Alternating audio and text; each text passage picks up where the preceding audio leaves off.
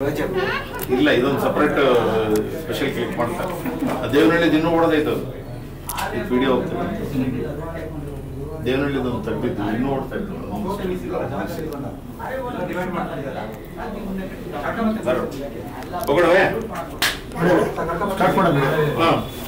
ಚಿತ್ರದುರ್ಗದಲ್ಲಿ ಅಡಕವಾಗಿರತಕ್ಕಂಥ ಭೌಗೋಳಿಕವಾಗಿ ಅಡಕವಾಗಿರತಕ್ಕಂಥ ಅನೇಕ ವಿಷಯಗಳನ್ನ ಸಂಕ್ಷಿಪ್ತವಾಗಿ ತಿಳಿಸಬೇಕಾಗಿತ್ತು. ಹಾಗಾಗಿ ಅದೊಂದು 3 ನಿಮಿಷಗಳ ಕಾಲ ಒಂದು ಸಣ್ಣದೊಂದು ವಿಜುವಲ್ ಬಿಟ್ ಅನ್ನು ಕೂಡ ಮಾಡಿದೆ ಟ್ರೈಲರ್ ಜೊತೆಗೆ. ಈ ಹಿಂದೆ ಅದೆಲ್ಲವೂ ಮಾಡಿ ಜೊತೆಗೆ ಒಂದಿಷ್ಟು ಗಜಲ್ಗಳನ್ನೆಲ್ಲ ಕೂಡ ಈ ಸಿನಿಮಾಗೆ ಸೇರಿಸಿದ್ದೆ. ಗಜಲ್ಗಳನ್ನ ಕುಮಾರ್ ಶಲ್ಯ ಪ್ರೊಫೆಸರ್ ಅವರು ಬರೆದಿದ್ದರು. ದೀಪಾವಳಿ ವಿಶೇಷ ಅಂತೇಳಿ ಪ್ರಜಾವಾಣಿಯಲ್ಲಿ ಅದಕ್ಕೆ ಪ್ರಶಸ್ತಿ ಬಂದಿತ್ತು. ಆಮೇಲೆ ಅಬ್ದುಲ್ ಹೈದರ್ ತೋರಣಗಲ್ ಅಂತ ಹೇಳಿ ಆ ಕಡೆ ಬಳ್ಳಾರಿ ಪ್ರಾಂತ್ಯದವರು ಅವರು ಬರೆದಿದ್ರು.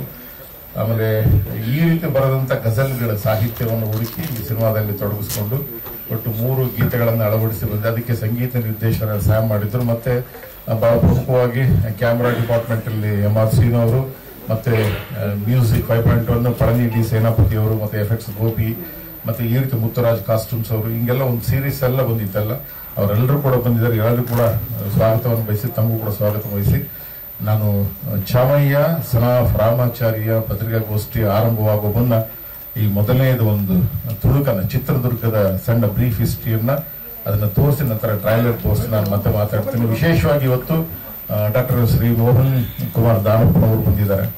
ಅದು ಬಹಳ ವಿಶೇಷ. ಕರ್ನಾಟಕದ ಹೆಮ್ಮೆ, ಕರ್ನಾಟಕದ ಬಾವುಟವನ್ನ ಇಡೀ ದೇಶದ ಎಲ್ಲ ಭಾಗಗಳಿಗೆ ಮುಟ್ಟಿಸಿದಂಥವ್ರು. ಒಬ್ಬರೇ ನಿರಂತರವಾದ ಹೋರಾಟ. ಅದು ಈ ಭಾಗದ ಕೊಪ್ಪಳ ಜಿಲ್ಲೆಯ ಒಬ್ಬರು ಏಕಲವ್ಯರು ಇವತ್ತು ಬೆಂಗಳೂರಿನಲ್ಲಿದ್ದಾರೆ.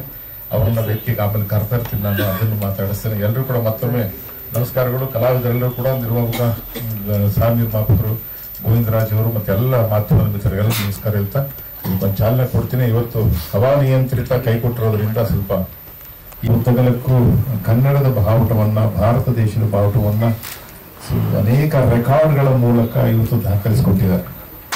ಮೋಹನ್ ಕುಮಾರ್ ದಾನಪ್ಪನವರು ರಾಜ್ಯಸಭಾ ಸದಸ್ಯರು, ಹೈಕೋರ್ಟ್ ಬೆಂಗಳೂರು ಇಲ್ಲಿದ್ದಾರೆ. ಜೊತೆಗೆ ಗೋವಿಂದ ನಾಯಕ್ ಅವರು ದಯಮಾಡಿ ಬರಬೇಕು. ಬಂಜಾರ ಭಾಷೆಯನ್ನ ಇತ್ತೀಚೆಗೆ ಬಹಳ ವಿಶೇಷವಾಗಿ ಕೊಂಡೊಯ್ತಿದ್ದಾರೆ ಮೇಲಕ್ಕೆ. ಹಾಗಾಗಿ ಗೆಳೆಯ ಸಹೋದರ ಗೋವಿಂದ ನಾಯಕ್ ಗೋವಿಂದರಾಜ್ ಅವರು ಬರಬೇಕು. ಸಹ ನಿರ್ಮಾಪಕ ಗೋವಿಂದರಾಜ್ ಅವರು ಕೂಡ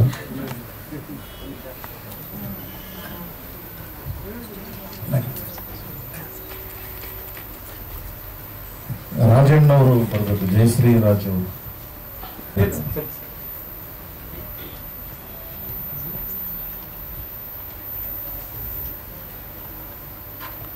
ಮಹಿಳಾ ಮೀಸಲಾತಿ ಒಂದು ಕೊಡ್ಲೇಬೇಕಾಗ್ತದೆ.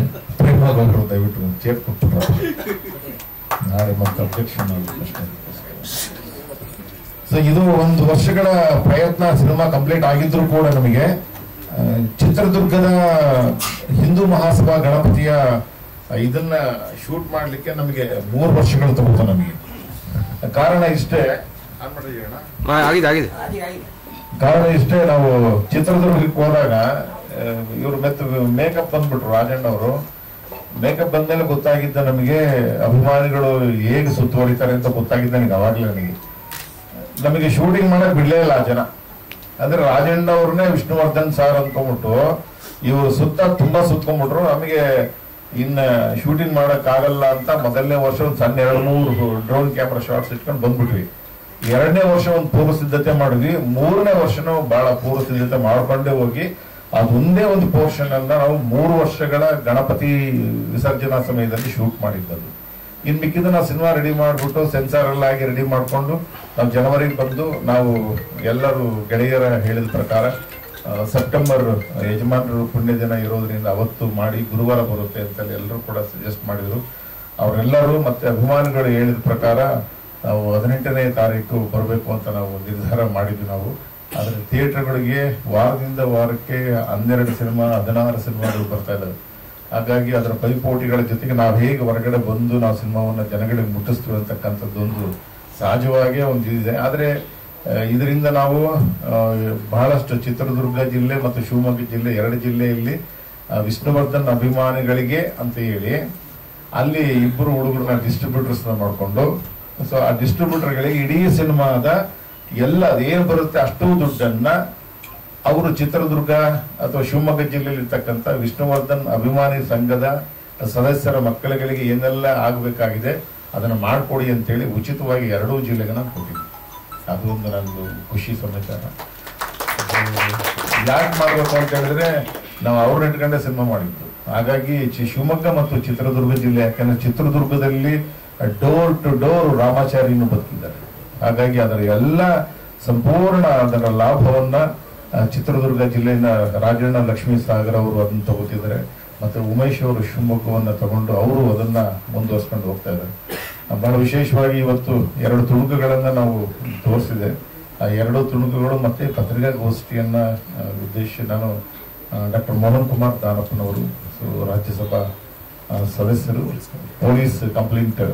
ಪೊಲೀಸ್ ದೂರುಗಳ ಇಲಾಖೆ, ಅದು ಬಹಳ ಮುಖ್ಯ. ಸೊ ಆ ಇಲಾಖೆಯಲ್ಲಿ ಕೆಲಸ ಮಾಡ್ತಾ ಬರ್ತಾರೆ. ಬಹಳ ವಿಶೇಷ ಅಂದ್ರೆ ಹಳ್ಳಿಗಳಲ್ಲೂ ಕೂಡ ಹೋಗಿ ವಿಚಾರ ಮಾಡ್ತಕ್ಕಂಥದ್ದು, ಜೈಲ್ಗಳಿಗೆ ಹೋಗಿ ವಿಸಿಟ್ ಮಾಡ್ತಕ್ಕಂಥದ್ದು, ಈ ರೀತಿ ಪ್ರತಿಯೊಂದು ವಿಭಾಗದಲ್ಲೂ ಮಾಡ್ಕೊಂಡು ಆ ಕೆಲಸವನ್ನು ಮಾಡಿ ಇವತ್ತು ಬಹಳಷ್ಟು ಮುಂಚೂಣಿಯಲ್ಲಿದ್ದಾರೆ. ಅವರು ಇದನ್ನು ಕುರಿತು ಮಾತಾಡಲಿ ಅಂತೇಳಿ ನಾನು ಒಂದಿಷ್ಟು ಮನವಿ ಮಾಡ್ಕೋತೀನಿ.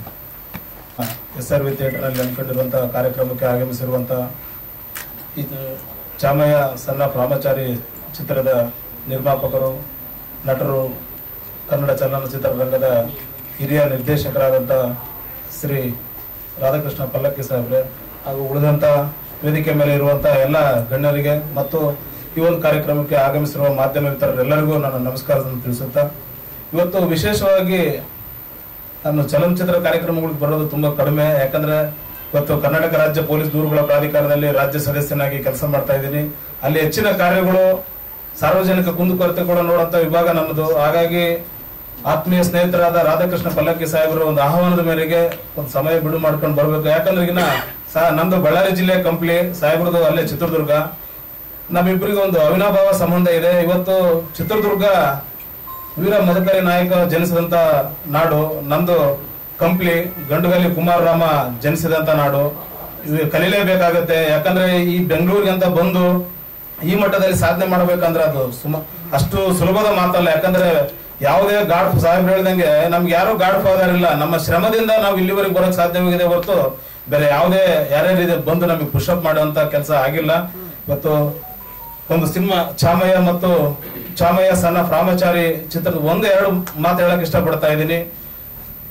ಇತ್ತೀಚಿನ ದಿನಗಳಲ್ಲಿ ಹೇಳ್ತಾ ಇದೀವಿ ಕನ್ನಡ ಸಿನಿಮಾ ಅವಸಾನದ ಅಂಚಿನಲ್ಲಿದೆ, ಕನ್ನಡ ಸಿನಿಮಾಗಳು ಬರ್ತಾ ಇಲ್ಲ ಅಂತ ಹೇಳ್ತಾ ರಾಜ್ಯದಲ್ಲಿ ಜನ ಮಾತಾಡ್ತಾ ಇದ್ದಾರೆ. ಬಟ್ ಕನ್ನಡ ಸಿನಿಮಾ ವರ್ಷದಿಂದ ವರ್ಷಕ್ಕೆ ಹೆಚ್ಚಾಗ್ತಾ ಇದೆ, ನೋಡಿದವರ ಸಂಖ್ಯೆ ಕಡಿಮೆ ಆಗ್ತಾ ಇದೆ. ಯಾಕಂದ್ರೆ ಇವತ್ತು ಪರಭಾಷೆದ ವ್ಯಾಮೋಹನೋ ಅಥವಾ OTT ಅನ್ನೋ ಒಂದು ಸೋಷಿಯಲ್ ಮೀಡಿಯಾ ಆವಳಿಯಿಂದ OTT ನೋಡುವಂತ ಒಂದು ವೃತ್ತಿಲೋ ಈ ಒಂದು ಕಾರಣಕ್ಕೆ ಸಿನಿಮಾ ನೋಡೋದು ಕಡಿಮೆ ಆಗಿದೆ ಹೊರತು ಕನ್ನಡ ಸಿನಿಮಾ ಯಾವತ್ತಿಗೂ ಅವಸಾನದ ಅಂಚಿನಲ್ಲಿಲ್ಲ. ಪ್ರತಿ ವರ್ಷ ಹೊಸ ಹೊಸ ಪ್ರತಿಭೆಗಳು ಬರ್ತಾ ಇದಾವೆ, ಹೊಸ ಹೊಸ ಸಿನಿಮಾಗಳು ಬರ್ತಾ ಇದಾವೆ. ಬೆಳೆಸುವಂತ ಕನ್ನಡಿಗರು ಹೆಚ್ಚಾಗಿ ಇರೋದ್ರಿಂದ ಸಿನಿಮಾ ನಡೀತಾನೆ ಇದೆ. ಬಟ್ ನಾವು ನೋಡೋದು ಥಿಯೇಟರ್ಗಳಲ್ಲಿ ಹೋಗಿ ನೋಡ್ತಾ ಇಲ್ಲ, OTTಗಳಲ್ಲಿ ನೋಡ್ತಾ ಇದೀವಿ. ಇದೊಂದು ಬೇಸರದ ಸಂಗತಿ ಇದೆ.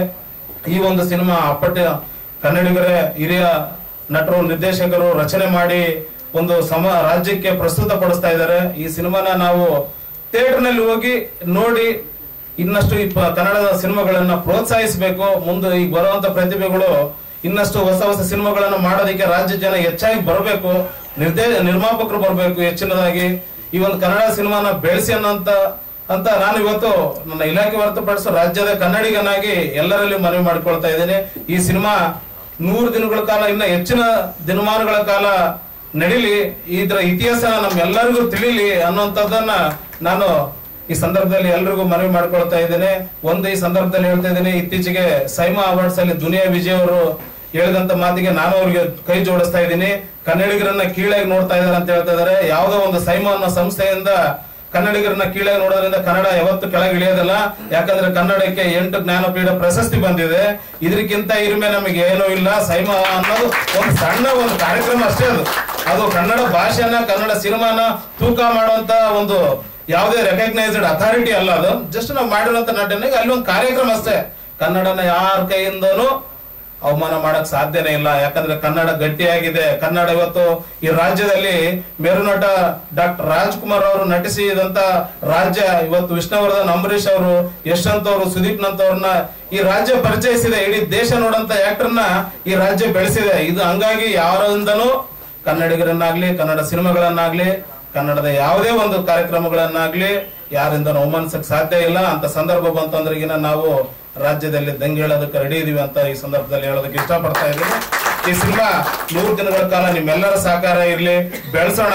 ಕನ್ನಡ ಸಿನಿಮಾ ಬೆಳಿಲಿ, ಇನ್ನೂ ಹೆಚ್ಚು ಬೆಳಿಲಿ ಅನ್ನೋದು ನನ್ನ ಎಲ್ಲರ 6 ಕೋಟಿ ಜನಸಂಖ್ಯೆಯ ಪರವಾಗಿ ನಾನು ಎಲ್ರಿಗೂ ನಾನು ಮನವಿ ಮಾಡಿಕೊಳ್ತಾ ಇದ್ದೇನೆ. ಜೈ ಹಿಂದ್, ಜೈ ಕರ್ನಾಟಕ.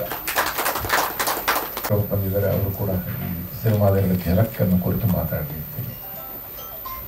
ನಮಸ್ಕಾರ, ನಾನು ಡಾಕ್ಟರ್ AR ಗೋವಿಂದ ಸ್ವಾಮಿ. ಅವರು ನಮಗೆ ಯಾವಾಗಲೂ ನಾಯಕ ಅಂತಲೇ ಕರೆಯೋದು.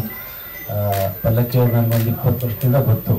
ಯಾಕಂದರೆ ಅವರ ಸಹೋದರಿ ವಾರ್ತಾ ಇಲಾಖೆಯಲ್ಲಿ ಪರಿಚಯ ಮತ್ತು ಅವರ ಭಾವ ನಮ್ಮ ಜೊತೆ ಕೆಲಸ ಮಾಡ್ತಿದ್ರು. ಅಲ್ಲಿಂದ ನಾನು ಗಮನಿಸ್ತಾ ಬಂದೆ. ಹಂತವಾಗಿ ನಮ್ಮ ಪೊಲೀಸ್ ಆಫೀಸರ್ ಅವರು ಹೇಳಿದಾಗೆ ಯಾರ ಸಹಕಾರ ಇಲ್ಲದೆ ಒಬ್ಬ ನಿರ್ದೇಶಕನಾಗಿ ಬೆಳೆದ ಪರಿಯನ್ನು ನಾನು ಈ ಸಂದರ್ಭದಲ್ಲಿ ನೆನೆಸ್ಕೋಬೇಕು.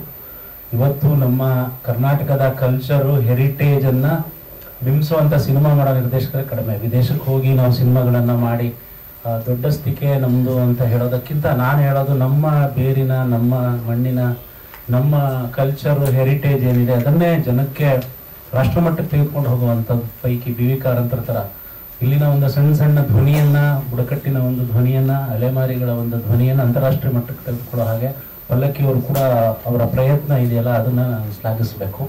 ಈಗ ನಾನು ನೋಡಿದೆ, ಬರೀ ಆ ಧ್ವನಿ ಒಂದನ್ನು ಕೇಳಿದ್ರೆ, ಮತ್ತೆ ವಿಷ್ಣುವರ್ಧನ್ ಅವರ ನಮ್ಮ ಚಿತ್ರದುರ್ಗದ ನಾಗರಾಜನ ಕಥೆ ಇರ್ಬೋದು, ಒಬ್ಬ ದಲಿತ ಮಹಿಳೆಯ ಕಥೆ ಇರ್ಬೋದು, ಅವೆಲ್ಲ ಒಂದಕ್ಕೊಂದು ಸಂಬಂಧ ಇರುವಂಥದ್ದನ್ನು ನೆನೆಸ್ಕೊಂಡಾಗ ನಮ್ಮ ಹಿರಿತನ, ನಮ್ಮ ಕನ್ನಡತನ, ಈಗ ಕನ್ನಡಕ್ಕೆ ಬೇರೆ ಕಡೆ ಯಾಕೆ ಅವಮಾನ ಮಾಡ್ತಾರೆ ಅಂದ್ರೆ ಕನ್ನಡಿಗರು ಯಾವುದ್ರಲ್ಲೂ ಕಡಿಮೆ ಇಲ್ಲ ಅನ್ನೋದನ್ನ ಪಲ್ಲಕ್ಕಿ ಅವರಂತ ನಿರ್ದೇಶಕರು, ಅದರಲ್ಲೂ ಬೌದ್ಧಿಕ ನಿರ್ದೇಶಕರು, ಯಾರು ಬೇಕಾದ್ರೂ ನಿರ್ದೇಶಕರು ಆಗ್ಬೋದು ಅಂತ ನಾವು ಅನ್ಕೊಂಡಿರ್ತೀವಿ.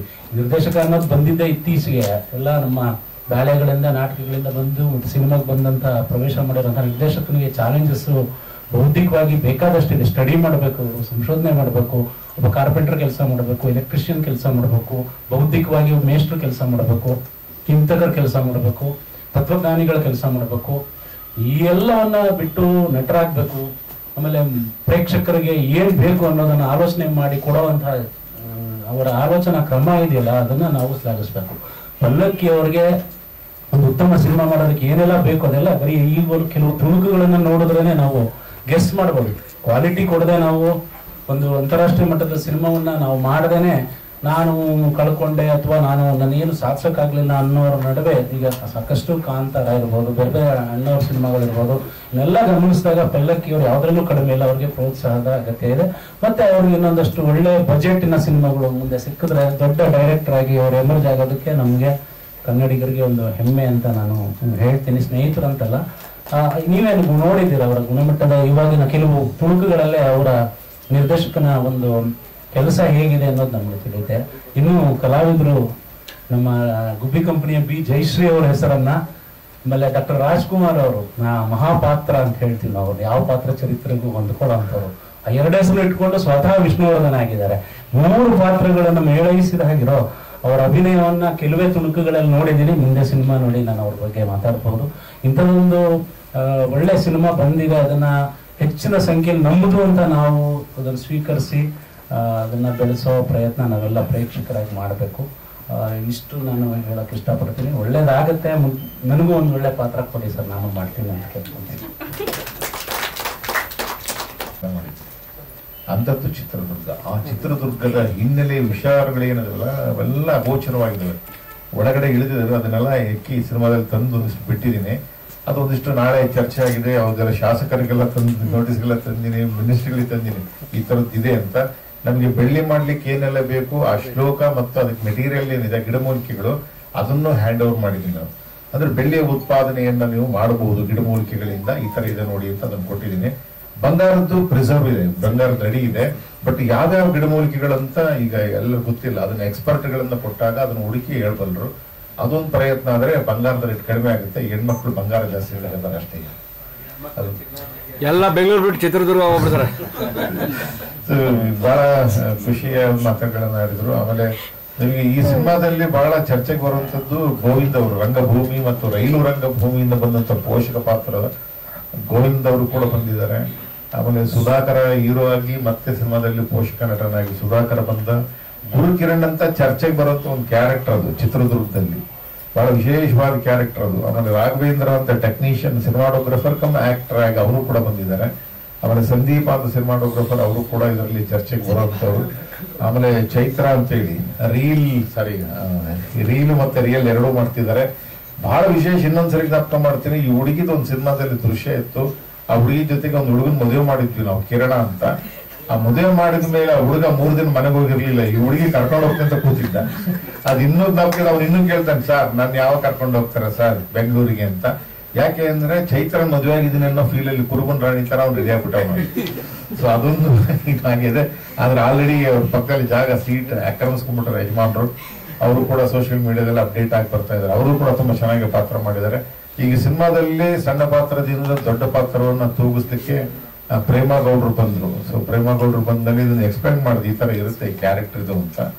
ಸರ್ ದೊಡ್ಡ ಪಾತ್ರ ಮಾಡಿಲ್ಲ ನಾವು ಅಂದ್ರು. ಇಲ್ಲ ಪಾತ್ರ ಮಾಡಿ ಸಾಕು, ಮಿಕ್ಕಿದ್ದು ಆಮೇಲೆ ನೋಡೋಣ ಅಂತ ಹೇಳಿದೆ. ಅವ್ರಿಗೆ ಒಂದಿಷ್ಟು ಮಾತಾಡ್ತಾರೆ.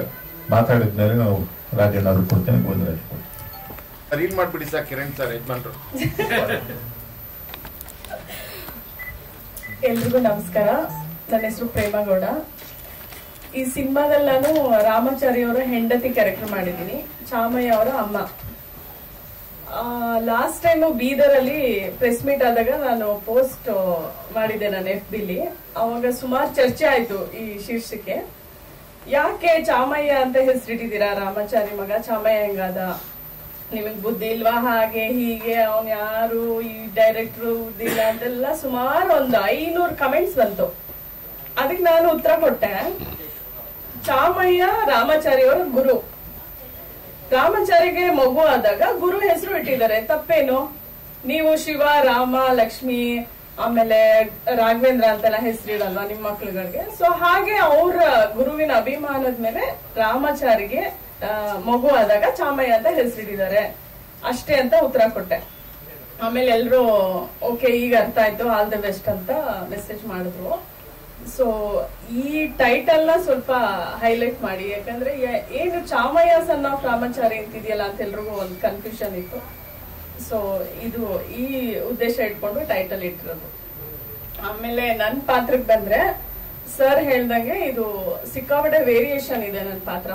ಮದ್ವೆ ಆಗಿದ್ ಹುಡುಗಿಯಿಂದ ಹಿಡಿದು ದೊಡ್ಡ ಮಗ ತಾಯಿ ಕ್ಯಾರೆಕ್ಟರ್ ವರ್ಗು ತೂಗಿಸಿರೋದು. ಅವರು ಕತೆ ಹೇಳಿದಾಗ ನಾನು ಸ್ವಲ್ಪ ಜರಕ್ ಹೊಡೆದೆ, ಸರ್ ನಾನ್ ಮಾಡ್ತೀನ ಇದು ಆಗುತ್ತಾ ಅಂತ.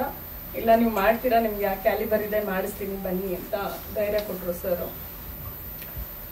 ಸೆಟ್ ಅಲ್ಲಿ ಮೊದಲನೇ ಬಾರಿಗೆ ಈ ಸಿನಿಮಾದಲ್ಲಿ ನಾನೇ ಮೇಕಪ್, ಕಾಸ್ಟ್ಯೂಮು ಮತ್ತೆ ಹೇರ್ ಸ್ಟೈಲ್ ಎಲ್ಲಾನು ಮಾಡ್ಕೊಂಡಿದ್ದು. ಸರ್ ನೀನೇ ಮೇಕಪ್ ಮಾಡ್ಕೋಬೇಕು ಅಂತ ಮೇಕಪ್ ಕಲ್ಸ್ಕೊಟ್ಬಿಟ್ರು. ಇವಾಗ ವೇರಿಯೇಷನ್ ಇರುವಾಗ ನಾನು ಪ್ರತಿ ಸರಿ ಬಂದಾಗ ಫಸ್ಟ್ ಕೇಳ್ತಿದ್ದೆ, ಸರ್ ಯಾವ ಮಗುವಿನ ತಾಯಿ ರೆಡಿ ಆಗ್ಬೇಕು ಅಂತ, ಚಿಕ್ಕ ಮಗುದ, ದೊಡ್ಡ ಮಗುದ, ದೊಡ್ಡ ಅಂತ. ಇವರು ಅವಾಗ ಒಂದ್ ಪಾಪ ಹುಟ್ಟಿರುತ್ತೆ, ಅದ್ ರೆಡಿ ಆಗ್ಬಾ ಅಂತ ಹೇಳಿದ್ರು. ಸರಿ ರೆಡಿ ಆಗಿ ಬಂದಿದೀನಿ ಎಲ್ಲ. ಇವರು ತಕ್ಷಣ ಚೇಂಜ್ ಓವರ್ ಮಾಡ್ಬಿಟ್ರು. ಇಲ್ಲ ಇಲ್ಲ ಇದ್ ಮಾಡೋದ್ ಬೇಡ, ಈಗ ಸೀನು ಆ ಸೀನು ಅಂತ.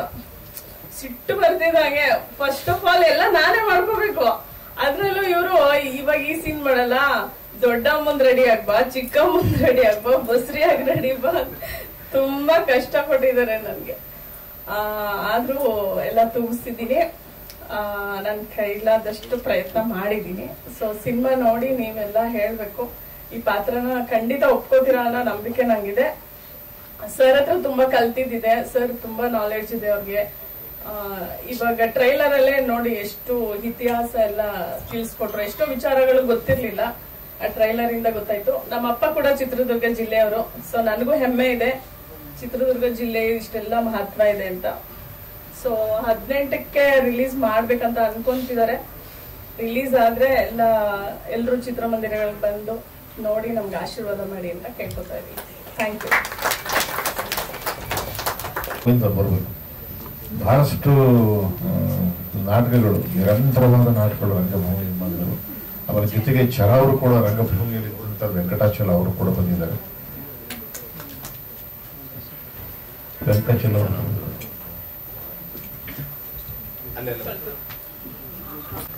ಎಲ್ರಿಗೂ ನಮಸ್ಕಾರ.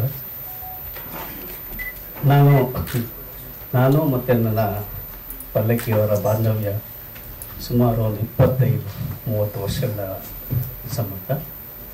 ನಮ್ಮ ಜೊತೆಯಲ್ಲೇ ನಾವು ಕೆಲಸ ಮಾಡ್ತಾಯಿದ್ದು ಮತ್ತು ನಾಟಕಗಳನ್ನು ಮಾಡಿಸ್ತಾಯಿದ್ವಿ. ತುಂಬ ಅದ್ಭುತವಾಗಿ ಮಾಡ್ತಾಯಿದ್ರು. ಭಾಳ ಚೆನ್ನಾಗಿ ನಾವು ಪಂಜಾಬೆಲ್ಲ ಹೋಗಿದ್ದು, ಆ ನಾಟಕಗಳೆಲ್ಲ ತಗೊಂಡು ಪಂಜಾಬ್ ಹೋದಾಗ ಅಲ್ಲಿ ಒಂದೇ ಮಾತರಂ ಅಂತ ಒಂದು ನಾಟಕ ಮಾಡಿಸಿತ್ತು.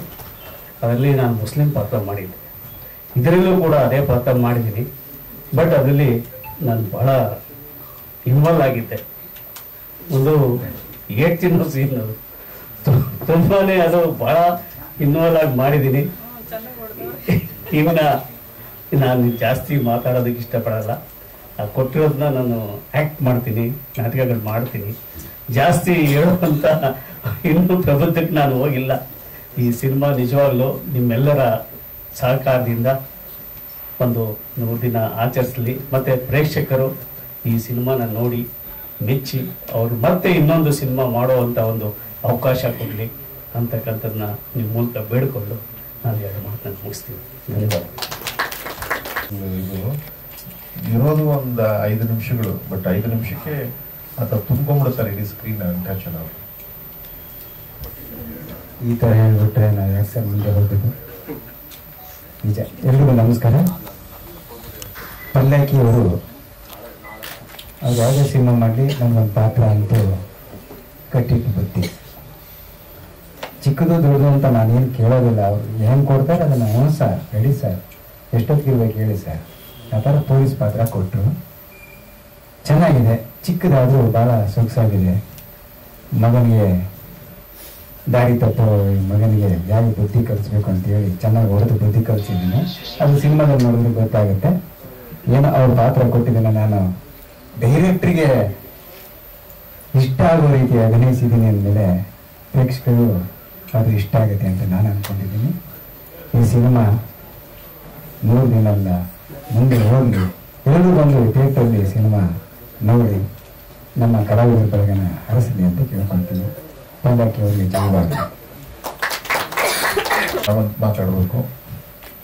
ಪತ್ರಿಕಾ ಚಂದ್ರಶೇಖರ್ ಅವರ ಸಲಹೆ ಮೇರೆಗೆ ಈಗ ಜಯಶ್ರೀ ರಾಜಣ್ಣ ಅವರು ಮೂಲತಃ ರಂಗಭೂಮಿಯವರು, ದಾವಣಗೆರೆ ಮೂಲ, ಆದ್ರೆ ಕರ್ನಾಟಕದ ಉದ್ದಗಲಕ್ಕೂ ಹಮ್ಮಿಕೊಂಡಿದ್ದಾರೆ. ನಾವು ಯಾಕೆ ಒತ್ತಿ ವೃತ್ತಿ ರಂಗಭೂಮಿ ಅಂತ ಹೇಳ್ತಿದ್ವಿ ಅಂದ್ರೆ, ನಿಮಗೆ ವೃತ್ತಿ ರಂಗಭೂಮಿಯಿಂದ ಬಂದಂತ ಶಿಸ್ತು ನಿಮಗೆ ಸಿನಿಮಾದಲ್ಲಿ ಬಹಳ ತೊಡಗಿಸ್ಕೊಂಡಂತವ್ರು ದೊಡ್ಡ ದೊಡ್ಡ ನಟರಾಗಿರೋದೆ ಬೇಕಾದಷ್ಟು ಜನ ನಾವು ಕಣ್ಮುಂದೆ ನೋಡಿದ್ವಿ ನಾವು. ಅದೇ ರೀತಿ ಅಲ್ಲಿ ಟ್ರೈನ್ಡ್ ಆಗಿ ಬಂದಂತವ್ರನ್ನ ನಾವು ತುಂಬಾ ಚೆನ್ನಾಗಿ ಪಡೆದ್ಬೋದು. ನಿರ್ದೇಶಕರು ಏನು ಸಿನಿಮಾ ಟೆಕ್ನಿಕಲ್ ಸಂಬಂಧಪಟ್ಟದ್ದು ಹೇಳ್ಕೊಟ್ರೆ ಅವ್ರು ಕಲ್ತು ಬಿಡ್ತಾರೆ. ಅವ್ರು ಅದರಲ್ಲೂ ಈ ತರದ ಅಭಿನಯ ಭಾರ್ಗವ ವಿಷ್ಣುವರ್ಧನ್ ಸಾರ್ ಪಾತ್ರ ಮಾಡುವಾಗ ಅವ್ರಿಗೆ ಹೆದರಿಕೆ ನಿಜವಾಗ್ಲೂ ಇತ್ತು ಅವರಿಗೆ. ಆಮೇಲೆ ಎಲ್ಲೂ ಕೂಡ ಕಂಟ್ರೋಲ್ ತಪ್ಪದಾಗಿ ಮಾಡ್ಬೇಕು ಅವರು. ನಾವು ಬಹಳ ಸೂಕ್ಷ್ಮವಾಗಿ ಹಿಡಿದು ಅದನ್ನ ತಗೊಂಡೋಗ್ತಾ ಇದೀವಿ. ವೃತ್ತಿ ರಂಗಭೂಮಿ ವಿಸ್ತಾರ ದೊಡ್ಡದಿತ್ತು, ಪಟ್ಟಂತ ಹೋಗ್ಬಿಡೋರು ಅವರು. ಆದ್ರೆ ಒಳಗಡೆ ಕರ್ಕೊಂಡು ಬಂದು ಅದನ್ನು ನಿಲ್ಲಿಸದಿದೆಯಲ್ಲ ಪಾತ್ರಕ್ಕೆ, ಆ ಸಿದ್ಧತೆಯನ್ನ ಬಹಳ ಬದ್ಧತೆಯಿಂದ ಮಾಡಿದ್ರು ರಾಜಣ್ಣವರು. ಆಮೇಲೆ ಚಾಮಯ್ಯನ ಬಾಲ್ಯ ಪಾತ್ರವನ್ನ ಶ್ಯಾಮ್ ಅವರ ಮಗ ಮಾಡಿದ್ದು. ಅವರು ಸ್ಕೂಲಲ್ಲಿ ಇದ್ದಾರೆ, ಇವರಿಬ್ಬರು ಗಂಡ ಹೆಂಡತಿ ಡಾಕ್ಟರ್ ಕಾಲೇಜಿಗೆ ಬಂದವರು. ಇಲ್ಲಿ ದಯವಿಟ್ಟು ಇಬ್ಬರು ಇಲ್ಲಿ ಬಂದರೆ, ಮಗ ಬಂದಿಲ್ಲ, ಮಗನ ಬಿಸಿ ಶೆಡ್ಯೂಲ್. ಚಾಮಯ್ಯನ ಚಾಮಯ್ಯನ ಪಾತ್ರ ಮಾಡಿದಂಥವ್ರು, ದೊಡ್ಡ ಚಾಮಯ್ಯನ ಪಾತ್ರ ಮಾಡಿದವರು ಅವ್ರಿಗೆ ನನ್ನ ಕೈ ಸಿಗ್ತಾ ಇಲ್ಲ ಇತ್ತೀಚೆಗೆ ಅವರು. ಹಾಗಾಗಿ ಅವರು ಬ್ಯುಸಿ ಶೆಡ್ಯೂಲ್ ಅಲ್ಲಿ ಅವರು ಇರೋದ್ರಿಂದ ಒಂದು ಶುಭವನ್ನ ಕೋರಿದ್ದಾರೆ. ಜೊತೆಗೆ ರಾಜಣ್ಣವರು ಈ ಸಿನಿಮಾದ ವಿಷಯಗಳನ್ನ ಬಹಳ ಕೂಲಂಕುಷವಾಗಿ ಮಾತಾಡಲಿ ಅಂತೇಳಿ ಅವರಿಗೆ ಮೈಕನ್ನು ಕೊಡ್ತಿದ್ದಾರೆ. ಮೊದಲಿಗೆ ಅಂತ ಗಣ್ಯಮನರಿಗೆ ಹಾಗೂ ನಮ್ಮನ್ನೆಲ್ಲ ಬಹಳ ಉತ್ತಮ ಮಟ್ಟದಲ್ಲಿ ಪ್ರತಿಯೊಬ್ಬರಿಗೂ ಮನಮುಟ್ಟುವಂತೆ ಅವ್ರಿಗೆಲ್ಲ ಗೊತ್ತಾಗೋ ರೀತಿಯಲ್ಲಿ ನಮ್ಮನ್ನ ಮಾಧ್ಯಮದ ಮುಖಾಂತರ ತಲುಪಿಸ್ತಕ್ಕಂಥ ಕೆಲಸ ಮಾಡ್ತಕ್ಕಂಥ ಎಲ್ಲ ಮಾಧ್ಯಮ ಮಿತ್ರರ ನಿಮ್ಮೆಲ್ಲರ ಪವಿತ್ರ ಪಾದಾರವಿಂದಗಳಿಗೆ ಪುಟ್ಟ ಕಾಲದ ಹೃದಯಪೂರ್ವಕದ ವಂದನೆಗಳನ್ನ ನಾನು ಬಂದಿಗೆ ಅರ್ಪಿಸ್ತಾ ಇದ್ದೀನಿ. ಈ ಒಂದು ಚಿತ್ರದ ಬಗ್ಗೆ ಮೂಲತಃ ನಾನು ವೃತ್ತಿ ರಂಗಭೂಮಿ ಕಲಾವಿದ. ನಮ್ಮ ವಂಶ ಪಾರಂಪರ್ಯಗಳು ನಾವು ರಂಗಭೂಮಿಯಲ್ಲಿ ಬಂದವರು. ನಮ್ಮ ತಾತನವರು, ನನ್ನ ತಂದೆ ತಾಯಿ, ಇಡೀ ನನ್ನ ಕುಟುಂಬ ಎಲ್ಲ ನಾಟಕದ ಕಂಪನಿಯಲ್ಲಿ ನಮ್ಮ ಬದುಕನ್ನು ಕಟ್ಕೊಂಡಿರೋರು. ಹೇಳ್ಬೇಕಂದ್ರೆ ಅವರ ಸಂಚಾರಿಗಳು, ಅಲೆಮಾರಿ ಜನಾಂಗ ನಮ್ದೆಲ್ಲ. ಎಲ್ಲೂ ಸ್ಟೇ ಇಲ್ಲ, ಡ್ರಾಮಾ ಕಂಪನಿಗಳಲ್ಲೇ ನಮ್ಮ ಬದುಕನ್ನು ಕಟ್ಕೊಂಡ್ ಬಂದಿರೋರು. ಹಾಗೆ ಡ್ರಾಮಾದಲ್ಲೇ ಕೆಲಸ ಮಾಡ್ತಾ ಮಾಡ್ತಾ ಮಾಡ್ತಾ ನಮ್ಮ ಓದು ವಿದ್ಯಾಭ್ಯಾಸ ಎಲ್ಲ ಸರ್ಕಾರಿ ಶಾಲೆಗಳಲ್ಲಿ, ಆ ಕ್ಯಾಂಪಿಂದ ಆ ಕ್ಯಾಂಪಿಗೆ ಹೋಗ್ಬೇಕಾದ್ರೆ 3 ತಿಂಗಳು ಒಂದೊಂದು ಕ್ಯಾಂಪ್ ಇರೋದು, ಅಲ್ಲಿ ಮುಗಿಸ್ಕೊಂಡು ಇನ್ನೊಂದು ಊರು ಹೋದಾಗ ಸರ್ಟಿಫಿಕೇಟ್ ಅಲ್ಲಿ ತಗೊಂಡೋಗಿ ನಮ್ಮನ್ನ ಓದಿಸ್ತಿದ್ರು. ಹೀಗೆ ಓದ್ತಾನೆ ನಾಟಕದ ಕಂಪನಿಯಲ್ಲೇ ಬದುಕನ್ನ ಕಟ್ಕೊಂಡು ಬಂದಿರೋರು. ಬೆಂಗಳೂರಿಗೆ ನಾನು ಬಂದಾಗ ಒಂದು ನನ್ನ ವೃತ್ತಿ ಜೀವನವನ್ನು ಬೆಳೆಸ್ಕೊಳ್ಳೋದಕ್ಕೆ ನಾನು ಬೆಂಗಳೂರಿಗೆ ಬಂದೆ. ಬಂದಂದ್ರೆ ಇದೇ ರೀತಿ ಟ್ರೂಫ್ ಡ್ರಾಮಾಗಳು ಹೀಗೆಲ್ಲ ಹೋಗ್ತಿರ್ಬೇಕಾದ್ರೆ ವಿಷ್ಣುಜಿಯವರ ಅಭಿನಯ ಮಾಡ್ತಕ್ಕಂಥ ಒಂದು ಸಂದರ್ಭ ಬಂತು. ಆ ಸಂದರ್ಭಕ್ಕೆ ನಮ್ಮ ನಾದೇ ನರಸಿಂಹಮೂರ್ತಿಗಳಂತ ನಮ್ಮ ನಾಟಕ ಕಂಪನಿಯ ಹಿರಿಯ ಒಬ್ಬ ಸಾಹಿತಿಗಳವರು, ಎಚ್ಚರ ತಂಗಿ ಎಚ್ಚರ, ಪೊಲೀಸನ ಮಗಳು ಇಂತಹ ನಾಟಕಗಳ ಬರೆದಂತ ಕವಿಗಳು, ಅವರು ಒಂದು ಪ್ರೇರಣೆಯಿಂದ ನಾಟಕದಲ್ಲಿ ವಿಷ್ಣುವರ್ಧನರ ಅಭಿನಯದೊಂದಿಗೆ ಪಾತ್ರಗಳನ್ನ ಮಾಡ್ತಕ್ಕಂಥದ್ದು ಒಂದು ಅವಕಾಶನ ಅವರು ಒದಗಿಸ್ಕೊಟ್ರು ನನಗೆ. ಅಲ್ಲಿಂದ ವಿಷ್ಣುಜಿಯವರ ಅಭಿನಯಗಳನ್ನ 99 ಶುರು ಆಯ್ತು. ನಂದು ವಿಷ್ಣುಜಿಯವರ ಅಭಿನಯಗಳನ್ನ ಮಾಡೋದಕ್ಕೆ ಶುರು ಮಾಡಿ ಕಡೆಗೆ ಚಿತ್ರರಂಗದ ಒಳನಾಟಗಳು ನಮ್ಗೆ ಹೆಚ್ಚಾಗಿದ್ವಿ. ಯಾಕಂದ್ರೆ ನಮ್ಮ ಎಲ್ಲ ಸಿನಿಮಾ ರಂಗದವ್ರ ಜೊತೆಗೆ ಇದ್ದಾಗ ವೆಂಕಟಚಂದ್ರ ಸರ್ ಆಯ್ತು, ನಮ್ಮ ಬ್ಯಾಂಕ್ ಜನಾರ್ದನ್, ಡಿಂಗ್ರಿ ನಾಗರಾಜ್ ಇವರಿಗೆಲ್ಲ ಡ್ರಾಮಾ ಟ್ರೂಪ್ ಅಲ್ಲಿ ನನ್ನ ಕರ್ಕೊಂಡು ಹೋಗೋರು. ಆ ನಾಟಕದಲ್ಲಿ ಬರ್ತಕ್ಕಂಥ ಹೀರೋ ಪಾತ್ರ ಅದು ವಿಷ್ಣುವರ್ಧನ್ ಅವರು ಮಾಡದಿರೋ ಪಾತ್ರ, ನೋಡದಿರತಕ್ಕಂಥ ಪಾತ್ರಗಳಲ್ಲ. ನಾವು ವೃತ್ತಿವಂತ ನಾಟಕ ಪಾತ್ರಗಳಲ್ಲಿ ಆ ಕಥಾನಾಯಕನ ಪಾತ್ರವನ್ನ ವಿಷ್ಣುವರ್ಧನ ಅಭಿನಯದಿಂದ ಮಾಡ್ತಕ್ಕಂಥ ಅವಕಾಶವನ್ನು ಒದಗಿತ್ತು. ಹಾಗಾಗಿ ಅದು ನಿರಂತರ ನಡೆದು ವಿಷ್ಣುಜಿಯವರ ಒಂದು ಅಭಿನಯಗಳನ್ನು ಮಾಡ್ತಕ್ಕಂಥ ಅವಕಾಶವನ್ನು ಒದಗ್ತಾ ಬಂತು. ಹಾಗೆ ಸುಮಾರು ಒಂದು 4 ವರ್ಷಗಳ ಹಿಂದೆ ಗುರುಗಳ ಭೇಟಿ ಆಯ್ತು ಪಲ್ಲಕ್ಕಿ ಸರ್ ಅವ್ರದ್ದು. ನನ್ನನ್ನ ಆರ್ಕೆಸ್ಟ್ರಾಗಳಲ್ಲಿ ಎಲ್ಲ ನೋಡ್ತಾ ಇದ್ರು. ಒಂದಿನ ಮನೆಗೆ ಕರೆಸಿದ್ರು. ನನ್ನ ಫೋನ್ ನಂಬರ್ ನನ್ಗೆ ಭೇಟಿನೇ ಆಗಿಲ್ಲ, ಫೋನಲ್ಲೇ ಮಾತಾಡಿ ಕರ್ಸ್ಕೊಂಡು ಚಿತ್ರದ ಬಗ್ಗೆ ಮಾಹಿತಿನ ಕೊಟ್ರು. ಹೀಗೆ ಮಾಡ್ಬೇಕಂತ ಇದೀನಿ, ನಿಮ್ಮನ್ನ ಹಾಕಿಕೊಂಡು ಆ ಒಂದು ಚಿತ್ರವನ್ನು ಮಾಡ್ಬೇಕಂತಂದ್ರೆ ಸ್ವಲ್ಪ ಹೆದರಿಕೆ ಆಯ್ತು ನಮ್ಗೆ. ಯಾಕಂದ್ರೆ ಒಬ್ಬ ಮಹಾನ್ ನಟರು ಒಂದು ಉನ್ನತ ಮಟ್ಟದಲ್ಲಿ ಉತ್ತಂಗ ಶಿಖರದಲ್ಲಿರ್ತಕ್ಕಂಥ ವ್ಯಕ್ತಿಯ ಅನುಕರಣೆ ಮಾಡ್ಕೊಂಡು ನಾವು ಜನರ ಮೆಚ್ಚತಕ್ಕಂಥದ್ದು ಸಿನಿಮಾದಲ್ಲಿ ಅವ್ರ ಥರನೇ ಮಾಡ್ಲಿಕ್ಕೆ ನಮ್ಗೆ ಸಾಧ್ಯತೆ ಆಗತ್ತ, ಅದನ್ನ ಮಾಡಿದ್ರೆ ಅಭ್ಯಾಸ ಆಗತ್ತಲ್ಲ ಅಂದಾಗ ಗುರುಗಳು ಒಂದು ಮಾತು ಹೇಳಿದ್ರು ಪಲ್ಲಕ್ಕಿ ಸರ್ ಅವರು, ಇಲ್ಲ ನೀವು ಚಿತ್ರದಲ್ಲಿ ವಿಷ್ಣುವರ್ಧನ್ ಅವರ ಅಭಿನಯ ಮಾಡಬೇಕಲ್ಲ, ಆ ಕತೆ ಏನಿದೆ ಆ ಕತೆಗೆ ಪಾತ್ರವಾಗಿ ಮಾತ್ರ ನೀವು ಮಾಡಿ. ನೀವು ಮುಖಚಹರೆಲ್ಲ ಹಾಗೆ ಇರುತ್ತೆ, ತೊಂದರೆ ಇಲ್ಲ, ಬಟ್ ನೀವು ಆ ಪಾತ್ರವಾಗಿ ಮಾಡಿ. ಅಲ್ಲಿ ವಿಷ್ಣುವರ್ಧನ್ ಅವರಾಗಿ ನಾವು ತೋರಿಸ್ತಾ ಇಲ್ಲ, ಕತೆಗೆ ಎಲ್ಲೂ ಧಕ್ಕೆ ಬರಲ್ಲ ಅಂತ ಕತೆ ಬಗ್ಗೆ ವಿವರಣೆ ಕೊಟ್ಟು ನಮ್ಮನ್ನ ಸಿದ್ಧಪಡಿಸಿದ್ರು. ಇವುಗಳಿಗೆ 3 ವರ್ಷಗಳ ಕಾಲ ಆಯ್ತು ಚಿತ್ರದ ಬಗ್ಗೆ ಎಲ್ಲ ಓಡಾಟ, ಅವ್ರು ತಗೊಳ್ತಕ್ಕಂಥ ಜವಾಬ್ದಾರಿಗಳು, ಒಬ್ಬ ಕಲಾವಿದರನ್ನ. ಯಾಕಂದ್ರೆ ಒಬ್ಬರ ಅನುಕರಣೆ ಮಾಡ್ತೀವಿ ಹೊರಗಡೆ ಹೋದಾಗ ಅವರ ಅಭಿಮಾನಿಗಳು ಒಬ್ಬ ಅವ್ರ ತಲೆಯಲ್ಲಿ ವಿಷ್ಣುವರ್ಧನ್ ಅವರು ಅವ್ರ ತರ ಇದಾರೆ, ಅವ್ರ ಜೊತೆ ಫೋಟೋ ತಗೋ ಸಾವಿರಾರು ಜನ ನಿಂತ್ಕೊಂಡ್ಬಿಡಾರೆ. ಯಾಕಂದ್ರೆ ವಿಷ್ಣುಜಿಯವರ ಮೇಲಿನ ಪ್ರೀತಿಗೆ ಅದು ನಮ್ಮ ಮೇಲೆ ತೋರಿಸಿ ನಿಂತಿರೋರು. ನಮಗೆ ಶೂಟಿಂಗ್ ಮಾಡಕ್ಕೆ ಅವಕಾಶ ಆಗ್ತಿರ್ಲಿಲ್ಲ, ಬಟ್ ಅದನ್ನೆಲ್ಲ ತುಂಬಾ ಎಚ್ಚರಿಕೆಯಿಂದ ಅದನ್ನ ಕಂಟ್ರೋಲ್ ಮಾಡಿಸಿ ನಮ್ಮನ್ನ ವೇದಿಕೆ ಒಂದು ಚಿತ್ರದಲ್ಲಿ ಶೂಟಿಂಗ್ ಅಲ್ಲಿ ನಮ್ಮ ತಪ್ಪು ತಡೆಗಳು ತುಂಬಾ ಇದ್ವು. ಯಾಕಂದ್ರೆ ನಮಗೆ ಕ್ಯಾಮ್ರಾ ಎದುರಿಸೋದು ಗೊತ್ತಿರ್ಲಿಲ್ಲ. ಡ್ರಾಮಾದಲ್ಲಾದ್ರೆ ಕೈ ಹಾಕ್ಬೇಕಾದ್ರೆ ಹಿಂಗ್ ಮಾತಾಡ್ತಿದ್ವಿ, ಹೀಗಂತಿದ್ವಿ ಅನ್ನೋದೇ, ಬಟ್ ಕ್ಯಾಮ್ರಾದ ಒಂದು ಫ್ರೇಮ್ ಒಳಗೆ ಕೆಲಸ ಮಾಡ್ಬೇಕಾಗಿತ್ತು. ಅದನ್ನ ಬಹಳ ಸಮಾಧಾನವಾಗಿ ನಮ್ಗೆ ಹೇಳಿ ಅದನ್ನ ಸಹನೆಯಿಂದ ನಮ್ಗೆ ನನ್ನ ತಪ್ಪುಗಳನ್ನೆಲ್ಲ ಸರಿಪಡಿಸಿ ಈ ಪಾತ್ರವನ್ನ ಮಾಡಿಸಿದ್ದಾರೆ. ಬಹಳ ಅದ್ಭುತವಾದಂತ ಒಂದು ಚಿತ್ರವನ್ನು ಮಾಡಿದ್ದಾರೆ. ಈಗಿನ ಯುವ ಜನತೆಯಲ್ಲಿ ಏನೆಲ್ಲ ಅವಗುಣಗಳು ಏನಿದ್ದಾವೆ ಅದನ್ನ ಸರಿಪಡಿಸ್ಕೊಳ್ಳಕ್ಕೆ ಏನೆಲ್ಲ ಸಾಧ್ಯತೆ ಮಾಡಬಹುದು, ಒಂದು ವೇಳೆ ಸಾಧ್ಯತೆ ಆಗದಿದ್ರೆ ಅವ್ರಿಗೆ ಏನಾಗುತ್ತೆ ಅನ್ನೋದನ್ನ ಈ ಒಂದು ಚಿತ್ರದ ಬಹಳ ಅದ್ಭುತವಾಗಿ ಒಂದು ನಿರ್ದೇಶನ ಮಾಡಿ ಕಥೆನ ಮಾಡಿದ್ದಾರೆ. ನಿಜವಾಗಲೂ ಈಗಿನ ಜನರೇಷನ್ ಅಲ್ಲ, ಮುಂದಿನ ಜನರೇಷನ್ಗೂ ಇದು ಒಳ್ಳೆ ಪಾಠ ಆಗ್ತಕ್ಕಂಥ ಒಂದು ಚಿತ್ರವನ್ನು ಮಾಡಿದ್ದಾರೆ. ಹಾಗಾಗಿ ಈ ಚಿತ್ರಕ್ಕೆ ನಿಮ್ಮೆಲ್ಲರ ಬೆಂಬಲ ಇರಲಿ, ನಿಮ್ಮೆಲ್ಲರ ಆಶೀರ್ವಾದ ಇರಬೇಕು. ನಿಮ್ಮ ಸಹಕಾರ ಇದ್ರೆ ಮಾತ್ರ ನಮ್ಮ ಕನ್ನಡ ಚಿತ್ರರಂಗ ಇವರು ಮಾಡಿರ್ತಕ್ಕಂಥ ಪ್ರಯತ್ನ ಒಂದು ಯಶಸ್ಸಿಗೆ ತರಲಿಕ್ಕೆ ಸಾಧ್ಯ ಆಗುತ್ತೆ. ಆಮೇಲೆ ಸರ್ ಅವರು ಬಹಳ ಸಮಾಧಾನವಾಗಿ ನಮ್ಗೆ ತುಂಬಾ ನ್ಯೂನ್ಯತೆಗಳು ನಮ್ಮಲ್ಲಿ ತುಂಬಾ ಇದ್ವು. ಆರೋಗ್ಯ ದೃಷ್ಟಿಯಿಂದ ಸ್ವಲ್ಪ ನ್ಯೂನ್ಯತೆ ಇರ್ತಿತ್ತು. ನಾವು ಆವಾಗ ಕಾರ್ಯಕ್ರಮದ ಬಿಸಿ ನಮ್ದು ಕೂಡ ಆರ್ಕೆಸ್ಟ್ರಾಗಳಿಗೆ ಹೋಗೋದು, ಡ್ರಾಮಾಗಳಿಗೆ ಹೋಗೋದು ತುಂಬಾ ಇರ್ತಿತ್ತು. ಅದನ್ನ ಮುಗಿಸ್ಕೊಂಡು ಬಂದಾಗ ವಿಶ್ರಾಂತಿಗೂ ಕೂಡ ನಮ್ಗೆ ಅವಕಾಶ ಮಾಡಿಕೊಟ್ಟು ಬಹಳ ಸಹನೆಯಿಂದ ಅದನ್ನೆಲ್ಲ ನಮ್ಗೆ ಸಹಕಾರ ಕೊಟ್ಟಿದ್ದಾರೆ.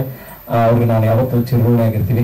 ಯಾಕಂದ್ರೆ ಒಬ್ಬ ಕಲಾವಿದನ ನ್ಯೂನ್ಯತೆಗಳು ಏನಿದೆ ಅದನ್ನ ಒಬ್ಬ ನಿರ್ದೇಶಕರ ಅರ್ಥ ಮಾಡ್ಕೊಂಡ್ಬಿಟ್ರೆ ಅದನ್ನ ಸರಿಪಡಿಸ್ಕೊಂಡು ಹೇಗೆ ಚಿತ್ರವನ್ನು ಮಾಡಬಹುದು ಅನ್ನೋದು ಅದ್ಭುತವಾದಂತಹ ಒಂದು ಕಲೆ ನಮ್ಮ ಪಲ್ಲಕ್ಕಿ ಸರ್ ಅವ್ರ ಗುರುಗಳ ಹತ್ರ ಇದೆ.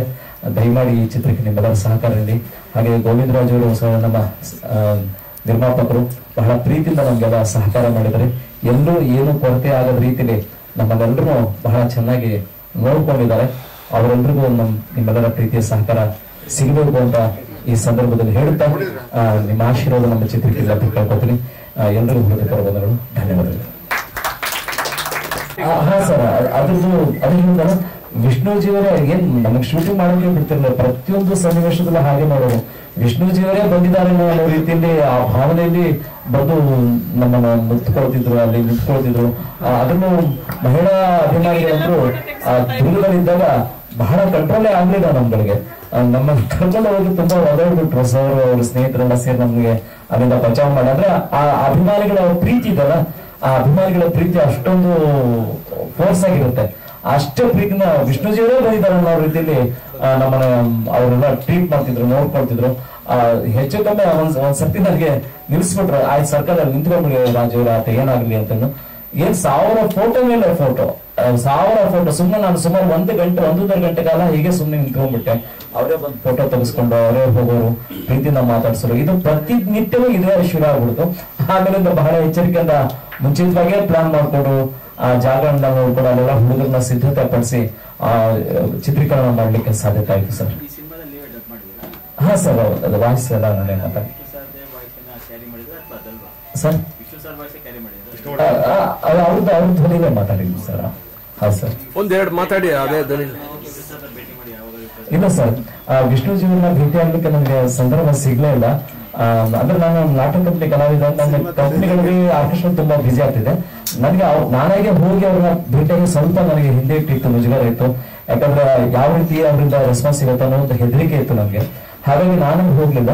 ಆದ್ರೆ ಭಾರತಿ ಮೇಡಮ್ ಅವ್ರ ಜೊತೆಗೆ 3-4 ಕಾರ್ಯಕ್ರಮದಲ್ಲಿ ಭೇಟಿಯಾದ್ವಿ. 2013ರಲ್ಲಿ ಜಿಂಕೆ ಪಾರ್ಕ್ ಅನ್ನೋ ಜಾಗದಲ್ಲಿ ಒಂದು ಕಾರ್ಯಕ್ರಮಕ್ಕೆ ಬಂದು ಅವರೇ ನನ್ನನ್ನು ವೈಯಕ್ತಿಕವಾಗಿ ಕರೆಸಿ, ನಾನು 3 ವರ್ಷದಿಂದ ನಿಮ್ಮನ್ನ ಜೊತೆಗೆ ಸಿಕ್ಕಿದಿರಿ, ಭೇಟಿಯಾಗಿದ್ರಿ, ಬಹಳ ಗೌರವವಾಗಿ ನಡ್ಸ್ಕೊಂಡು ಹೋಗ್ತೀರಾ ಅವರ ಅಭಿನಯಗಳನ್ನ, ಎಲ್ಲೋ ಲೋಪದೋಷ ಬರುವಂಗ್ ಮಾಡಿದ್ರ ಅಂತ ನಾನು ಕರೆದು ಸನ್ಮಾನ ಮಾಡಿ ಪ್ರೀತಿಯಿಂದ ಹಾರೈಸಿದ್ದಾರೆ ಸರ್ ಅವರು. ಒಂದೆರಡು ನಿಮ್ ಸಿನಿಮಾದ ಡೈಲಾಗ್ ಯಾವ್ದಾದ್ರು ಇದ್ರೆ ಸರಿ ಸರ್.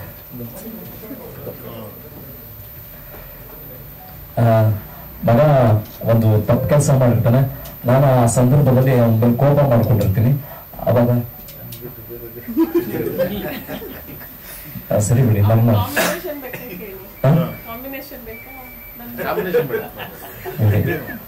ಸರಿ ಬಿಡಿ, ನಮ್ಮ ಸಿನಿಮಾದಕ್ಕಿಂತ ನಮ್ದೇ ಆದಂತ ಕೆಲವೊಂದು ಡೈಲಾಗ್ಗಳಿದೆ. ಆ ಡೈಲಾಗ್ ನ ಅವರದೇ ಧ್ವನಿಯಲ್ಲಿ ಹೇಳಿ ತಮ್ಮನ್ನ ರಚಿಸೋಣ ಅಂತ ವಿಷ್ಣುಜಿಯವರು 2 ಧ್ವನಿ ಪರಿಚಯ ನಿಮಗೆ ಮಾಡಿಕೊಡ್ತಿದ್ದೀನಿ.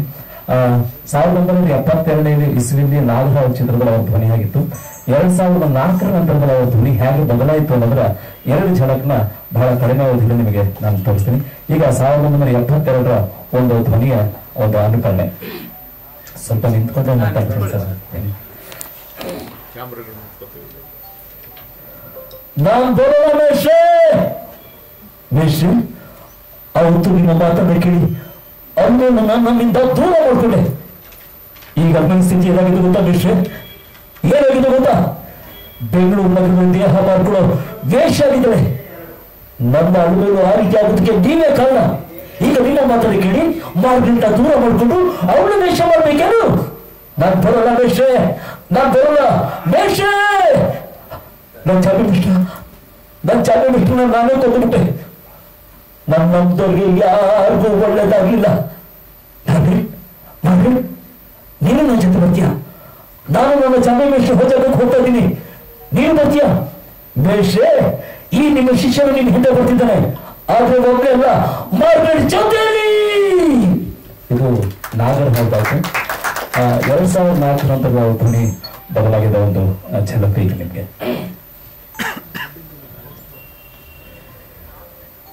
ಈ ಕೈ ಕರ್ನಾಟಕದ ಆಸ್ತಿ.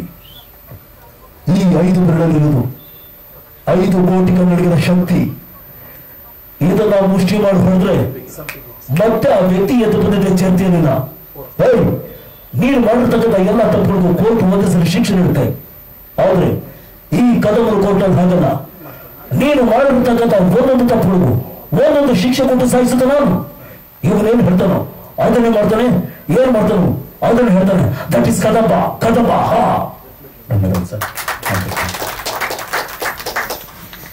ಯಾಕೆಂದ್ರೆ ಒಂದು ಜವಾಬ್ದಾರಿ ನಟನನ್ನ ನಾನು ಮತ್ತೆ ಯಥಾವತ್ತು ಸ್ಕ್ರೀನ್ ಮೇಲೆ ತರುವಾಗ ನನಗೂ ಕೂಡ 1000 ಚಾಲೆಂಜಸ್ ಇರ್ತದೆ ನಿರ್ದೇಶಕನಾಗಿ. ಅದನ್ನೆಲ್ಲ ಹೇಗೆ ನಾನು ಕ್ರೋಢೀಕರಿಸಬೇಕು ಅಂತ ನಾನು ಹೋಮ್ ವರ್ಕ್ಶಾಪ್ಗಳನ್ನು ನನ್ನೆಲ್ಲ ಮಾಡಿಕೊಂಡ ಮೇಲೆ ರಾಜಣ್ಣವ್ರು ತಂದಿದ್ವಿ. ರಾಜಣ್ಣವರು ಶೂಟಿಂಗ್ ಮಾಡೋಕ್ಕಿಂತ ಮುಂಚೆ ನಾವೊಂದು 20 ಸಾರಿ ಶೂಟ್ ಮಾಡಿದ್ವಿ. ಸಾಂಗ್ ರೆಕಾರ್ಡಿಂಗ್ ಮಾಡಿದ್ವಿ, ವಾಯ್ಸ್ ರೆಕಾರ್ಡಿಂಗ್ ಮಾಡಿದ್ವಿ, ಸಾಂಗ್ ಅನ್ನ ಶೂಟ್ ಮಾಡಿದ್ವಿ, ಸಾಂಗ್ ಅನ್ನ ಕಟ್ ಮಾಡಿದ್ವಿ, ಸಾಂಗ್ ತೆಗೆದು ಸ್ಕ್ರೀನ್ ಅಲ್ಲಿ ಹಾಕೊಂಡು ನೋಡಿದ್ವಿ ಚೆನ್ನಾಗಿದೆಯಾ ಇಲ್ವಾ ಅಂತ. ಈ ತರದೆಲ್ಲ ಕರೆಕ್ಷನ್ಸ್ ಎಲ್ಲ ಆದ್ಮೇಲೆ ಸಿನಿಮಾ ಶೂಟಿಂಗ್ ಅಂತ ಅನೌನ್ಸ್ ಮಾಡಿದ್ದೆ. ಅಲ್ಲಿ ತನಕ ಅನೌನ್ಸ್ ಮಾಡಿರ್ಲಿಲ್ಲ. ಅಂದ್ರೆ ಒಬ್ಬ ಬಹಳ ಸುಂದರ ಸ್ಫುರದ್ರೂಪಿ ನಟನನ್ನ ಡಾಕ್ಟರ್ ವಿಷ್ಣುವರ್ಧನ್ ಅವರನ್ನ ನಾವು ತೋರಿಸುವಾಗ ನನಗೂ ಕೂಡ ಬಹಳಷ್ಟು ಚಾಲೆಂಜಸ್ ಇತ್ತು. ಅದನ್ನ ಈ ಸಿನಿಮಾದಲ್ಲಿ ಫುಲ್ಫಿಲ್ ಮಾಡಿದ. ಅದು ಯಜಮಾನ್ರ ಬ್ಲೆಸ್ಸಿಂಗ್ಸ್ ಅಷ್ಟು ಬಿಟ್ರೆ ಬೇರೆ ಏನಿಲ್ಲ. ಈ ಸಿನಿಮಾ ಆರಂಭ ಮಾಡುವಾಗ ಸೊ ಕೈ ಕಂಪ್ಲೀಟ್ ಆಕಾಶ ನೋಡ್ತಾ ಇತ್ತು. ಆಮೇಲೆ ಸಿನಿಮಾ ಚಾಲನೆ ಆದ್ರೆ ಅದರಷ್ಟಕ್ಕೆ ಅದು ನಡ್ಕೊಂಡು ಹೊರಟೋಯ್ತು. ಸೊ ಅದು ಸಾಹಸ ಸಿಂಹ ವಿಷ್ಣುವರ್ಧನ್ ಅವರ ಬ್ಲೆಸ್ಸಿಂಗ್. ಹಾಗಾಗಿ 75ನೇ ವರ್ಷದ ಅವರ ಸವಿನೆನಪಿಗೋಸ್ಕರ ಈ ಸಿನಿಮಾವನ್ನ ಮಾಡಬೇಕು ಅಂತ ಅನ್ಕೊಂಡ್ರೆ 74ಕ್ಕೆ ಬಿಡುಗಡೆ ಮಾಡ್ಬೇಕು ಅಂತ ಅನ್ಕೊಂಡ್ರೆ ಆಗ್ಲಿಲ್ಲ. ಅದು 75ಕ್ಕೆ ಬಂದಿತ್ತು ಗೊತ್ತದು. ಅದು ಕರೆಕ್ಟಾಗಿ ಈ ಗುರುವಾರನೇ ಬಂದು 75ನೇ ವರ್ಷಕ್ಕೆ ನಿಂತಿದ್ದಾರೆ. ಸೊ ಇದು ಅವರು ಎಲ್ಲೋ ಒಂದು ಕಡೆ ನಿಂತು ಇದು ಮಾಡಿಸ್ತಾ ಇದ್ದಾರೆ ಏನೋ ಅನ್ನೋ ತರನೇ ನನಗೂ ಕೂಡ ಇದ್ರೆ. ಅದು ಜೊತೆಗೆ ನನಗೆ ಸಹಕಾರವನ್ನ ಗೋವಿಂದರಾಜ್ ಅವರು ಮಾಡಿದ್ರು, ಸಹ ನಿರ್ಮಾಪಕರಾಗಿ ಜೊತೆಯಾಗಿ ಒಟ್ಟೊಟ್ಟಿಗೆ ಟ್ರಾವೆಲ್ ಆದ್ರು. ಬೀದರು, ಹೊಸಪೇಟೆ ಎಲ್ಲ ಕಡೆ ಪತ್ರಿಕಾಗೋಷ್ಠಿ ಮಾಡ್ಕೊಂಡು ಎಲ್ಲ ಕಂಪ್ಲೀಟ್. ಅವರು 46ನೇ ವರ್ಷ ಕಡಗಾಕಿ ಕರೆಕ್ಟಾಗಿ ಆಗಸ್ಟ್ 20ನೇ ತಾರೀಕಿಗೆ 46 ವರ್ಷ ಆಯ್ತು ಕಡಗಾಕಿ. ಅಲ್ಲೇ ಬೀದರ್ಗೆ ಹೋಗಿ ಅಲ್ಲೇ ಮತ್ತೊಂದು ಪೂಜೆ ಮಾಡಿ ಕಡಗಗಳನ್ನ ಖರೀದಿ ಮಾಡಿ ಕಡಗಗಳನ್ನೆಲ್ಲ ಸ್ನೇಹಿತರಿಗೆಲ್ಲ ಕೊಟ್ಟು ಆ ಥರ ಎಲ್ಲ ಕಾರ್ಯಕ್ರಮ ಮಾಡಿ ನಾವೆಲ್ಲ ಪೂರ್ತಿ ಮುಗಿಸಿದ್ವಿ. ಸಿನಿಮಾ ಬಿಡುಗಡೆಗೆ ಒಂದು ಸಿದ್ಧತೆ ಅಂತಿತ್ತು. ಅದಕ್ಕೆ 18ನೇ ತಾರೀಕು ನಾವು ಸಿನಿಮಾ ಬಿಡುಗಡೆಯನ್ನ ನಾವು ಮಾಡ್ತಾ ಇದ್ವಿ. ಜೊತೆಗೆ ಏನಂದ್ರೆ ಈ ವಾರ 12 ಸಿನಿಮಾಗಳ ಬಿಡುಗಡೆ ಇದೆ. 18ಕ್ಕೂ ಕೂಡ ಅಲ್ಲಿ 10 ಸಿನಿಮಾಗಳು ಬಂದು ಕೂತಿದ್ದಾವೆ ಗೇಟಲ್ಲಿ. ಹಾಗಾಗಿ ಅದನ್ನ ಸ್ವಲ್ಪ ಬ್ಯಾಲೆನ್ಸ್ ಮಾಡಿ ಸಿನಿಮಾ ಬಿಡುಗಡೆಯನ್ನ 18ಕ್ಕೆ ಮಾಡೋದ್ರ ಜೊತೆಗೆ ಸಪೋಸ್ ಮಾಡಲಿಲ್ಲ ಅಂದ್ರೂ ಕೂಡ 18ನೇ ತಾರೀಕು ಎಲ್ಲ ಅಭಿಮಾನಿಗಳು ಸಂಘದ ಕಾರ್ಯಕರ್ತರ ಅಧ್ಯಕ್ಷರೇನಿದ್ದಾರೆ ಅವರೆಲ್ಲರಿಗೂ ಅವ್ರಿಗೋಸ್ಕರ ಡಾಕ್ಟರ್ ವಿಷ್ಣುವರ್ಧನ್ ಅವರ ಸ್ಮರಣಾರ್ಥವಾಗಿ ಒಂದು ಶೋವನ್ನ ಅವತ್ತು ನಾನು ಬೆಳಿಗ್ಗೆ ಅದನ್ನ ತೋರಿಸಿ ನಂತರ ಈ ಸಿನಿಮಾವನ್ನು ನಾನು ಬಿಡುಗಡೆ ಮಾಡ್ತಾ ಇದ್ದೀನಿ. ಒಂದು ಎಷ್ಟು ಥಿಯೇಟರ್ ಬಂದ್ರು ಬಿಡ್ಬೋದು, ಆದ್ರೆ ಎಲ್ಲರಿಗೂ ಅಕಾಮಿಡೇಟ್ ಮಾಡಕ್ ಆಗ್ತಾರೆ. ಎಲ್ಲ ಹೆಬ್ಬಳ ಫ್ಲೈಓವರ್ ಟ್ರಾಫಿಕ್ ಜಂಕ್ಷನ್ ಆಗಿ ಜಾಮ್ ಆಗ್ಬಿಟ್ಟಿದೆ ನಾವೆಲ್ಲ ಸಿನಿಮಾದವರೆಲ್ಲ ಹೋಗಿ. ಅದಕ್ಕೆ ರಸ್ತೆ ತೆರವಾಗಿಲ್ಲ, ಅದಕ್ಕೆ ಕಡಿಮೆ ಇದಿದೆ. ಅದನ್ನ ನೋಡ್ಕೊಂಡು ಸಿನಿಮಾನ ನಾನು ಇದು ಮಾಡ್ತೇನೆ. ಚಂದ್ರಶೇಖರ್ ಯಾರು ಬರ್ತೀವಿ ಅಂತಂದ್ರು.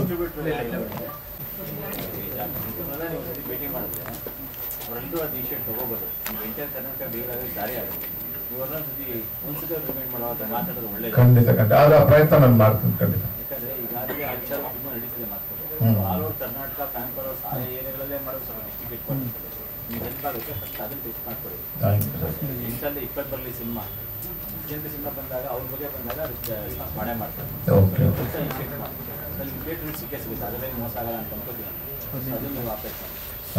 Thank you sir.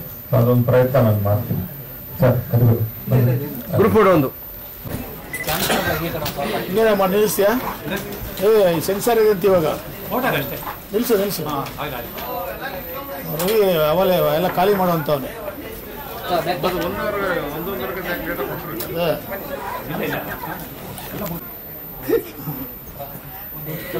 ಫೋಟೋ ತೆಗ್ದು ಅಲ್ಲ ಎಷ್ಟು ಫೋಟೋ ತೆಗ್ದಿ ಇವನು ಈಗಲೇ ಇವನು ಜೂಮ್ ಆಗ್ತಾನೆ. ಯಜಮಾನ್ ಇದೆ